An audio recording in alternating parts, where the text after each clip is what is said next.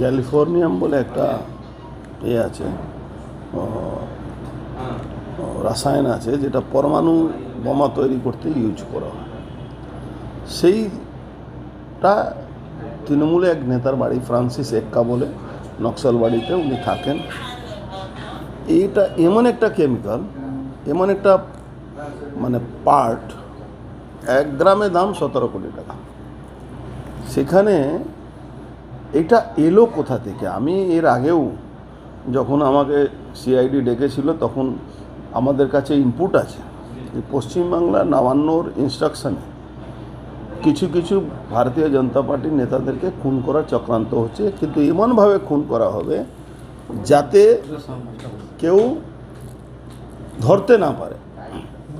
এটা এমন একটা কেমিক্যাল কি আপনি পাশ দিয়ে যদি ক্রস করেন উইদাউট প্রোটেকশন, তাহলে আপনার শরীর 1 মাসের মধ্যে গলে গলে গলে গলে খসে খসে মরে যাবে না। এই কেমিক্যাল পরমাণু বোমাতে ইউজ হয়, ব্যবহার করা হয়। সেখান থেকে একটা রে বেরোয়, সেই রেটা পুরো অক্সিজেনটাকে শেষ করে দেয়, শরীরে যে অক্সিজেনগুলো তাকে মেরে দেয় ওরা। আমি আগেও বলেছিলাম কি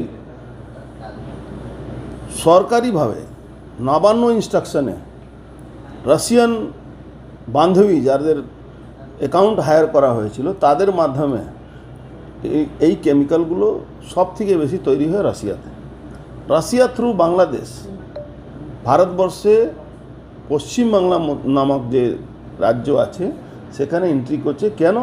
এখানকার পুলিশ প্রশাসন, এখানকার স্টেট এজেন্সি পুরোপুরি জিহাদিদের সঙ্গে আছে, যারা যে কোনো প্রকারে যেভাবে বাংলাদেশকে তারা আজকে হিন্দুদেরকে তাড়াচ্ছে, পশ্চিমবাংলা থেকে আগামী দিন হিন্দুরা থাকতে পারবে না, তার পরিকল্পনা করার জন্য যে যে প্রতিবাদী মুখ আছে তাকে বন্ধ করে দাও। কাউকে জেল খাটিয়ে, কাউকে পয়সা দিয়ে, কাউকে চর বানিয়ে কোনোভাবে তাদেরকে নিজের আন্ডারে নিয়ে এসে আজকে পুরো পশ্চিমবাংলাকে ডেমোগ্রাফি চেঞ্জ করা হচ্ছে। আজকে 9টা জেলা পশ্চিমবাংলা ডেমোগ্রাফি চেঞ্জ হয়ে গেছে, 70%, 72% জিহাদিদের সংখ্যা হয়ে গেছে। 9টা জেলা আছে বর্ডার এলাকায়, 9টা জেলা। আপনি দক্ষিণ 24 পরগনা, উত্তর 24 পরগনা, একাংশ, নদিয়া, মুর্শিদাবাদ, আপনার দিনাজপুর, এইসব জায়গাটা আইনের শাসন ওখানে নেই। ওখানে জিহাদিদের শাসন চলছে, ওখানে পুলিশ কিচ্ছু বলে না। আপনি কালিয়াগঞ্জ চলে যাবেন, মালদাতে কালিয়াগঞ্জ বলে একটা, যেরকম আফগানিস্তানে অস্ত্র রেখে ওপেন দোকানে বিক্রি হয়, সেখানে ওখানে অস্ত্র বিক্রি হয়। ওখানে জালি নোট, ওপেন ভারতবর্ষের নোট, জালি নোটকে ওখানে নিয়ে এসে বিক্রি করা হয়। আজকে নবান্ন ছাড়া এখানকার এসটিএফ, সোকাল যাকে এসটিএফ বলে, এসটিএফ কী করছে? মমতা ব্যানার্জি যখনই বলেন অস্ত্র উদ্ধার করতে হবে, তখন কোনো লেথ মেশিনের মালিক সঙ্গে গিয়ে টাকা দিয়ে তাদের থেকে 10টা মেশিন তৈরি করে ওটা দেখিয়ে দেয়, বা কোনো অপরাধীদের যাদের সঙ্গে ওদের যোগসাজ আছে তাদেরকে দিয়ে কিছু অস্ত্র উদ্ধার করে, সেটাও হ্যান্ডমেড অস্ত্র, কোনো ভালো অস্ত্র উদ্ধার করতে পারে না। যে রাজ্যে জিহাদিরা লুট করার জন্যে, ডাকাতি করার জন্যে তৃণমূলের কাউন্সিলরকে, তৃণমূলের নেতাকে খুন করতে পারে, আজকে জগদ্দলে কি হলো? আজকে সুকান্ত ঘোষকে হামলা করবে, ও তো বেচারি বেঁচে গেছে, আমার বিরোধী হতে পারে, কিন্তু ওর তো মৃত্যু নির্ধারিত ছিল, ওকে তো মেরেই দিয়েছিল। সুশান্ত ঘোষকে কেন মেরে দিয়েছিল?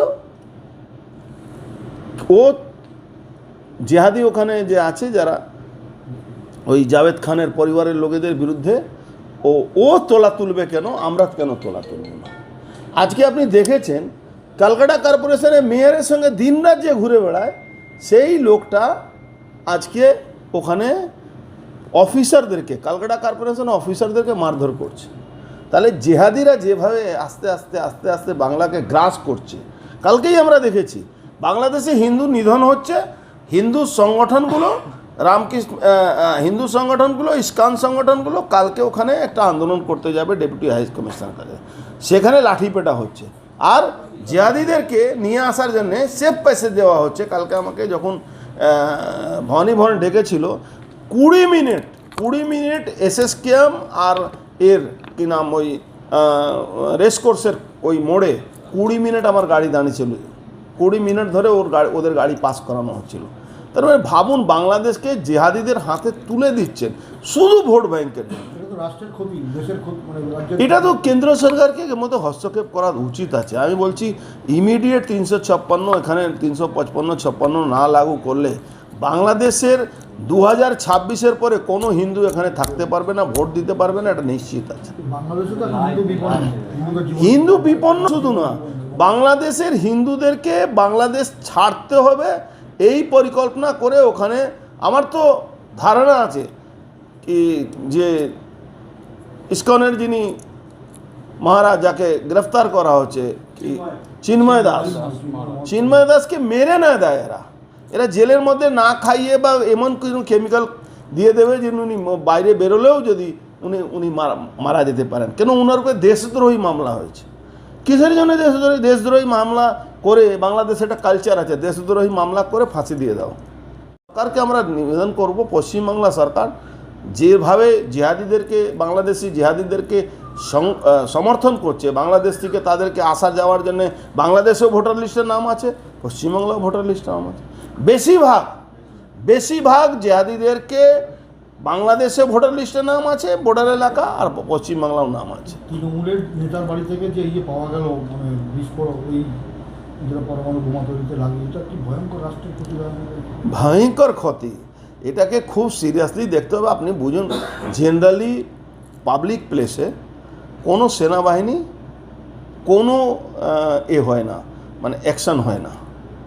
ফার্স্ট টাইম সেনাবাহিনীর ইন্টেলিজেন্স, সেনাবাহিনী NDRF-কে নিয়ে এই ধাবাটা বলেছিল, ওখান থেকে রিকভারি করেছে। ফার্স্ট টাইম ভারতবর্ষে আমার মনে হচ্ছে সেনাবাহিনীকে দিয়ে কোনো রিকভারি করা, ইটস এ ফার্স্ট টাইম। রাষ্ট্রদ্রোহিতার কাজ 100% রাষ্ট্রদ্রোহী। ভারতবর্ষের বাংলাদেশে হিন্দুর পক্ষে বলতে গেলে রাষ্ট্রদ্রোহী হতে পারে, আর পশ্চিমবাংলায় এই রাষ্ট্রদ্রোহীদেরকে ভারতবর্ষকে শেষ করার জন্য এক রাসায়ন জোগাড় করা হচ্ছে। তাদের নামে কোনো কেস হবে না, তাদেরকে অ্যারেস্ট করা হবে না, তাদেরকে কোনো গ্রেফতার করা হবে না।